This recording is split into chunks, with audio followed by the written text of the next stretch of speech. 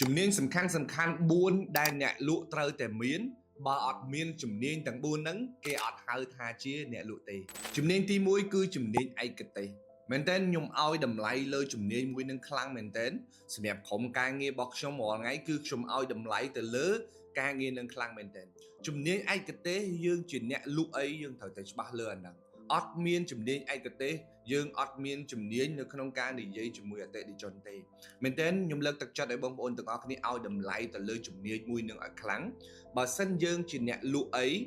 យើងត្រូវមានជំនាញលើអាហ្នឹងអ្នកលក់គ្រឿងសំណង់ត្រូវមានជំនាញលើគ្រឿងសំណង់អ្នកលក់ cosmetic ត្រូវមានជំនាញលើរឿង cosmetic ត្រូវយល់ពី product របស់យើងពី A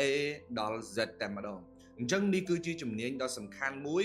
របស់អ្នកលក់ដែលត្រូវតែមាននៅក្នុងយុគសម័យចុងក្រោយនេះហើយបើអត់មានជំនាញមួយហ្នឹងទេគេអត់ហៅថាអ្នកលក់ទេទី2ជំនាញបិទការលក់ជំនាញនេះសំខាន់មែនទែនបងប្អូនទាំងអស់គ្នាជំនាញនៅក្នុងការបិទការលក់គឺជាជំនាញមួយដែលយើងត្រូវ